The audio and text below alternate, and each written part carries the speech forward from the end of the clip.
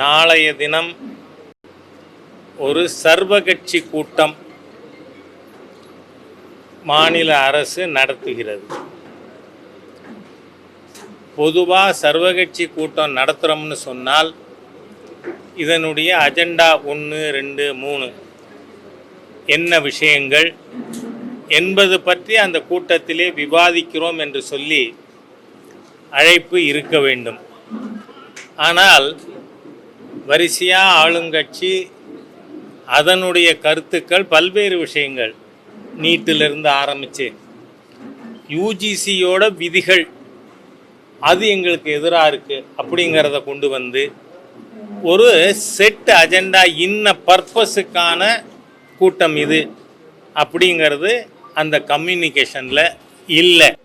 So இது purposeless political கேம்பெயினுக்காக கூட்டப்பட்டிருப்பதாக Bharatiya Janata கட்சி உணர்கிறது. உண்மையும் அதுதாங்கிற காரணத்தினால தான் பாரதிய ஜனதா கட்சி இந்த கூட்டத்தில் பங்கு பெறுவதில்லை என்று நாம் முடிவு செய்திருக்கிறோம். அது மாத்திரமல்ல, தமிழ் மாநில காங்கிரஸ், இந்திய ஜனநாயக கட்சி போன்ற கட்சிகளும் தாங்கள் அந்த கூட்டத்தில் பங்கு பெறுவதில்லை என்று ஏற்கனவே அறிவித்திருக்கிறார்கள். ஆகவே இது ஒரு குறிக்கோளற்ற மத்திய அரசை தாக்குகின்ற ஒரு ஃபோரமாக தான் தெரியுது. காரணம் என்ன? மத்திய அரசாங்கம் டீலிமிட்டேஷன் பற்றி ஏதாவது அறிவிப்பு கொடுத்துருக்கமா? இல்லை. தேர்தல் கமிஷன் ஏதாவது இது பற்றி குறிப்பிட்டு இருக்கிறதா, அறிவித்திருக்கிறதா? இல்லை. மேதகு ஜனாதிபதி அவர்கள் பாராளுமன்ற கூட்டத்தில் பேசும்பொழுது டீலிமிட்டேஷன் பற்றி எதுவும் அறிவித்திருக்கிறார்களா? இல்லை. கற்பனையில் சொல்லப்போனால் வீட்டில் குழந்தை ராத்திரி தூக்கத்தில் திடீர்னு அழும். ஏம்மா எதுக்கு அழறேன்னு கேட்டால் டீச்சரை அடிச்சுட்டாங்கன்னு. ஸோ அது தூக்கத்தில் அந்த குழந்தை டீச்சரை அடித்ததா கனவு கண்டிருக்கு. அந்த மாதிரியாக கனவு கண்டு ஏந்து உட்காந்துக்கிட்டு நம்ம முதலமைச்சர் அவர்கள் ஒரு கூட்டத்தை கூட்டியிருக்கார். இந்த கூட்டத்தை கூட்டுறதுக்கான பர்பஸ் என்ன? நீங்கள் பார்த்தீங்கன்னா தேசிய கல்விக் கொள்கையிலே, அது ஒன்றும் புதிய கல்விக் கொள்கை இல்லை, 1985 ராஜீவ்காந்தி அவர்கள் பிரதமராக இருந்த பொழுது கொண்டு வரப்பட்டதில் திரு கஸ்தூரி ரங்கன் அவர்கள் தலைமையில் ஒரு கமிட்டி போட்டு அதில் மாற்றங்கள் கொண்டு வந்திருக்கோம். மாற்றங்கள் எப்படி வந்திருக்கு? திராவிட முன்னேற்ற கழகம், காங்கிரஸ், ஐக்கிய முற்போக்கு கூட்டணி அரசாங்கம் இருந்த காலகட்டத்தில் கூட 2004 14 வரை ஒன்று லோக்கல் லாங்குவேஜ், உள்ளூர் மொழி, மாநில மொழி, 2வது ஆங்கிலம், 3வது ஹிந்தி அல்லது சம்ஸ்கிருதம், அப்படி தான் இருந்தது. ஆனால் மாண்புமிகு பிரதமர் மோடி அவர்கள் ஆட்சி பொறுப்பிற்கு வந்த பிறகு அதில் திரு கஸ்தூரங்கன் அவர்கள் தலைமையில் கமிட்டி அமைச்சு அது சில மாற்றங்கள் கொண்டு வந்திருக்கு. என்ன மாற்றம்? உள்ளூர் மொழி, ஆங்கிலம், அடுத்து any one of the Indian languages, இந்திய மொழிகள் ஏதேனும் ஒன்று. இதில் ஹிந்தி எங்கே வந்திருக்கு? இவங்க திருப்பி பழைய பஞ்சாங்கத்தை தூக்கிட்டு வந்து ஹிந்திங்கிறாங்க. ஏன் இன்னைக்கு காலையில் மாண்புமிகு முதலமைச்சர் அவர்களோ அல்லது அவர் குடும்பத்தினர், கவிஞர் கனிமொழி போன்றவர்கள் இன்னைக்கு என்ன விளக்கம் சொல்கிறாங்க? அவங்க நடத்துகிற பள்ளிக்கூடம், அந்த பள்ளிக்கூடம் சிபிஎஸ்சி சிலபஸ். தமிழ்நாட்டில் பொது ஊடக நண்பர்கள் மூலமாக பொதுமக்களுக்கான தகவலே என்ன? இன்று அரசு பள்ளியில் படிக்கின்ற மாணவர்களின் எண்ணிக்கையை விட தனியார் பள்ளியில் படிக்கின்ற மாணவர்கள் எண்ணிக்கை அதிகமாக இருக்குது. இந்த தேசிய கல்வி கொள்கையில் அதில் இருக்கக்கூடிய கஷ்டங்கள், இன்றைக்கி தமிழ்நாட்டில் 1600க்கு மேற்பட்ட பள்ளிக்கூடங்களில் 1வதுலேருந்து 8வது வரை மொத்தமாக சிங்கிள் டிஜிட்டில் ஸ்டூடெண்ட்டு. ஒரு ஸ்கூலில் ஒரு ஸ்டூடெண்ட், ஆனால் 2 வாத்தியார், பாடம் சொல்லி கொடுக்க ஒருத்தர், தலைமை ஆசிரியர் ஒருத்தர். அந்த மாதிரி தான் அரசு பள்ளிகள் இயங்கி கொண்டு இருக்கிறது. இதுக்கெல்லாம் தீர்வு இந்த தேசிய கல்விக் கொள்கையில் இருக்குது. இதை கன்சாலிடேட் பண்ணி அதுக்கு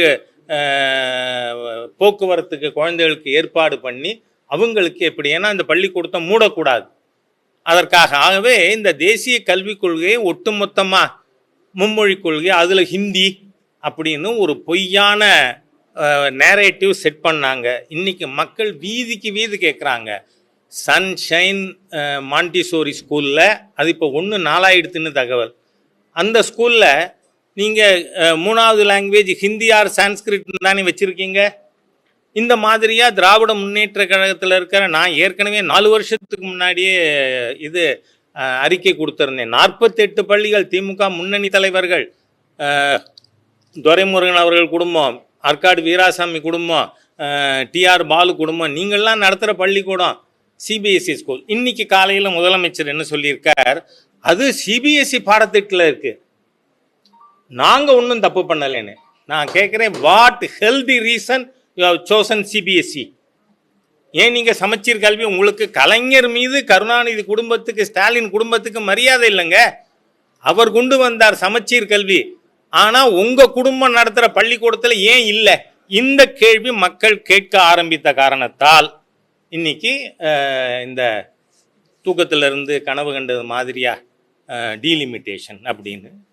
டீலிமிட்டேஷன் பொறுத்தவரை மாண்புமிகு உள்துறை அமைச்சர் அது எந்த தென்னிந்திய மாநிலங்களும் தெளிவாக சொல்லியிருக்கார். கோயம்புத்தூரில் இது பற்றி அவர் பேசும் பொழுது எந்த மாநிலமும் அதனுடைய விகிதாச்சாரம் பாதிக்கப்பட மாட்டாது அப்படின்னு சொன்னதுக்கப்புறம் திருப்பி என்ன கேள்வி? இந்த கூட்டத்தை இட் ஹஸ் பிகம் இன்ஃப்ரக்சுவஸ். நாளைக்கு நடக்கிற கூட்டம் எந்த பலனும் இல்லாத ஒரு சாதாரண இது. என்னன்னு சொன்னால், திராவிட முன்னேற்ற கழகம் அதில் எந்த அரசியல் கட்சியும் நான் பேர் சொல்ல விரும்பலை, பலியாகி விடக்கூடாது. அவங்க ஒரு நேரேட்டிவ் செட் பண்ண பார்க்குறாங்க. நடக்காத பொய்யான ஒரு விஷயத்தை வைத்துக்கிண்டு, கற்பனையான விஷயத்தை வச்சுக்கிண்டு, அதனால தான் பாரதிய ஜனதா கட்சி இந்த கூட்டத்தில் கலந்துக்கிறது இல்லைன்னு முடிவு பண்ணியிருக்கோம். நாளை தினம் இது பற்றி ஒரு வெப்சைட்டே உருவாக்கி கையெழுத்து இயக்கம் நாளையிலிருந்து துவங்கி 90 நாட்களுக்கு மக்களை நேர சந்தித்து, இங்கே பாருங்கள், 2 விதமான கல்வி. ஏன் தனியார் நடத்துகிற, ஸ்டாலின் குடும்பம் நடத்துகிற, டிஆர் பாலு குடும்பம் நடத்துகிற, துரைமுருகன் குடும்பம் நடத்துகிற பள்ளிக்கூடத்தில் நீங்கள் ஹிந்தி சம்ஸ்கிருதம் சொல்லி கொடுப்பீங்க, ஆனால் அரசு பள்ளியில் ஏதாவது ஒரு இந்திய மொழி. நான் கேட்குறேன், தமிழ்நாட்டில் 37% மொழி சிறுபான்மையினர் இருக்காங்க. அவர்கள் ஏற்கனவே முதலமைச்சருக்கு எழுதியிருக்காங்க, எங்கள் தாய்மொழியாக இருக்கிற தெலுங்கு, கன்னடம், மலையாளம் போன்ற மொழிகளை எங்கள் குழந்தைகள் படிக்கிறதுக்கு ஏன் வாய்ப்பு கொடுக்கக்கூடாது? இந்த சமயத்தில் நான் ஒரு விஷயத்தை ரீகால் பண்ண விரும்புகிறேன். முன்னாள் முதலமைச்சராக இருந்த பெருந்தலைவர் காமராஜர் அவர்கள் அவர் சொன்னார், ஒரு குழந்தை தெலுங்கு படிக்கணும்னு கேட்டாலும் அதுக்கு அரசாங்கம் ஏற்பாடு செய்து தர வேண்டியது அவர்கள் கடமை, அரசாங்கத்தின் கடமைன்னு. ஆகவே அந்த மாதிரி பெருந்தலைவர் காமராஜர் அவர்கள் கல்வி கண் திறந்து அவர் ஒரு கருத்து செட் பண்ணியிருக்கார். அது ஏன் படிக்கப்படாது? இப்போ என்னுடைய அருமை நண்பர் வைகோ இருக்கார், அவர் பேர குழந்தை இல்லை கொள்ளு பேர குழந்தை நான் தெலுங்கு படிக்கணும்னு சொன்னால் படிக்கக்கூடாதா? படிக்கலாம். அதனால் இவர்கள் அனாவசியமாக இல்லாத பிரச்சனையை ஹிந்தி பிரச்சனை, போகி ஆஃப் ஹிந்தி இம்போசிஷன் கிளப்பியிருக்காங்க. ஆகவே தமிழக மக்கள் இதை புரிந்து கொண்டு நிச்சயமாக திராவிட முன்னேற்ற கழகத்தின் இந்த ஃபால்ஸ் நேரேட்டிவ் கான்ஸ்பிரசியை மக்கள் முறியடிப்பார்கள் நம்புகிறேன். ஒரு நிமிஷம் நானே சொல்லுவேன்.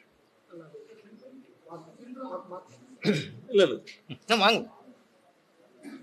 ஊடக சகோதரர்கள், உங்களை எத்தனை பேர் நாளைக்கு நடக்க இருக்கக்கூடிய சர்வ கட்சி கூட்டத்திற்கான அழைப்பிதழ் நான் பார்த்தேன்னு சொல்ல முடியுங்க? சொல்லுங்க. நீங்க எத்தனை பேர் பார்த்துருக்கீங்க? இல்லை என்ன விஷயங்கள் குறிப்பிடப்பட்டிருக்குது? எதுக்காக அந்த கூட்டம் அழைக்கப்பட்டிருக்குது? ஏற்கனவே மரியாதைக்குரிய ராஜா அவர்கள் எல்லா விஷயங்களும் குறிப்பிட்டு சொல்லியிருக்கிறாங்க.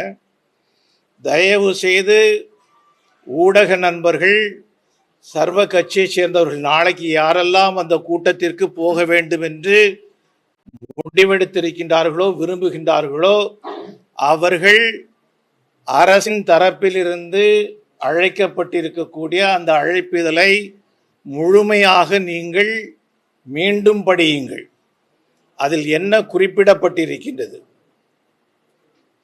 ஏதாவது ஒரு விஷயத்தை முழுமையாக இதை எதிர்த்து இதற்காக ராஜா அவர்கள் குறிப்பிட்டது போல அப்படி எதுவுமே குறிப்பிடப்படவில்லை. அதில் என்ன சொல்றாங்க அப்படின்னு சொன்னா, மத்திய அரசாங்கத்திற்கு எதிராக போராடுவதற்கு தயாராகக்கூடிய ஒரு கூட்டமாக அந்த கூட்டத்தை கூட்டுகின்றார்கள். ஒரு கிளர்ச்சிக்கு அவர்கள் அனைவரையும் தயாராக்குகின்றார்கள்.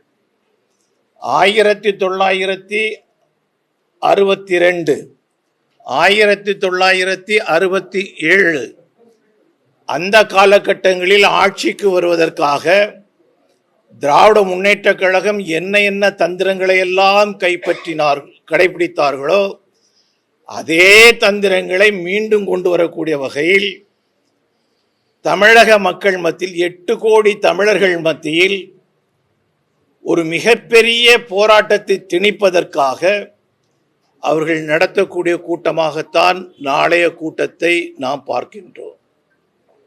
நாளைய கூட்டம் நடைபெறும் போது எங்களுடைய வேண்டுதல் நாளை நடக்கக்கூடிய உங்களுடைய கூட்டத்திலே திராவிட முன்னேற்ற கழகத்தைச் சேர்ந்தவர்கள், அவருடைய கூட்டணி கட்சிகளைச் சேர்ந்தவர்கள், கூட்டணி கட்சி சாராத அரசியல் கட்சிகளைச் சேர்ந்தவர்கள் எத்தனை பேர் சிபிஎஸ்இ பள்ளிக்கூடங்கள் நடத்துகின்றார்கள் என்கின்ற பட்டியலை தயவு செய்து நாளைய தினம் தமிழக முதல்வர் அவர்கள் அங்கே சமர்ப்பிக்க வேண்டும்.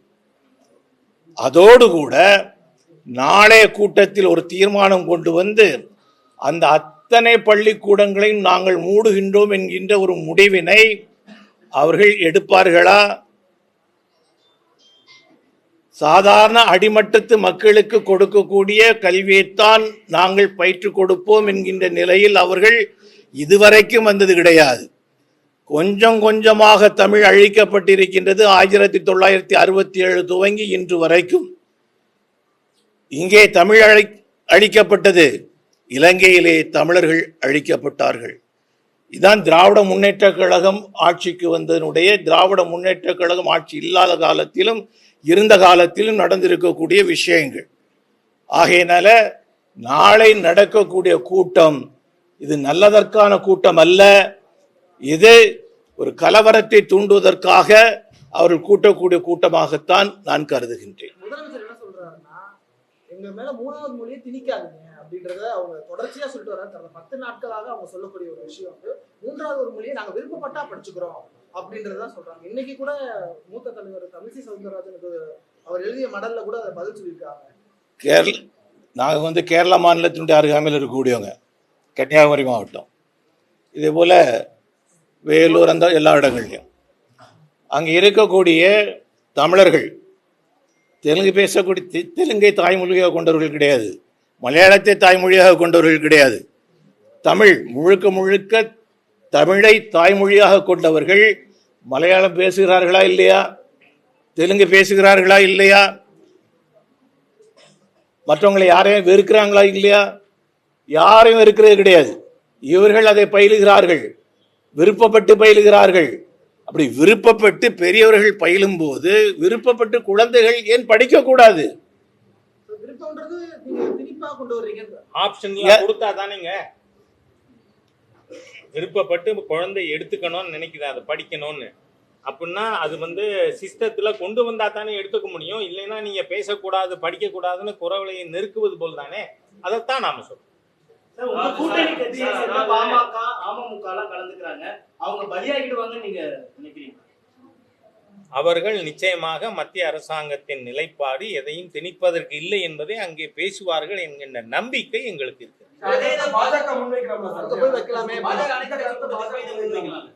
நான் ஏற்கனவே சொல்லியிருக்கேன், நீங்க வேகப்படுறதுல அர்த்தம் கிடையாது. நீங்க அஜெண்டாவே தெளிவா இல்லையங்க.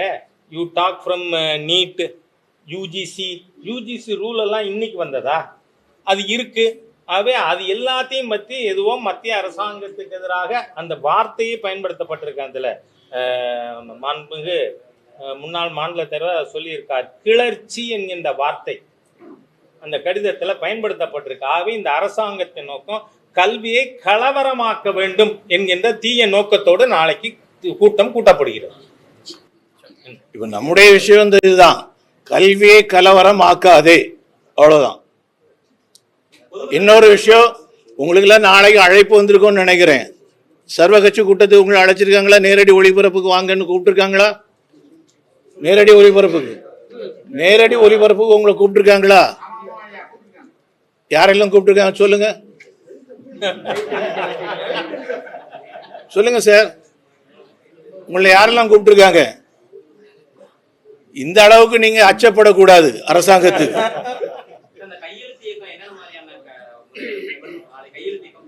நாளைக்கு மாலை அனைவருக்கும் சமமான கல்வி, அனைவருக்கும் சமமான கல்வி, இதுல எந்த பாகுபாடு பார்க்க கூடாது.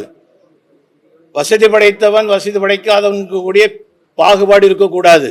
அதிகாரம் படைத்தவன் அதிகாரம் படைக்காதவன் என்கின்ற பாகுபாடு இருக்கக்கூடாது. எல்லா வீட்டு குழந்தைக்கும் சமமான கல்வி.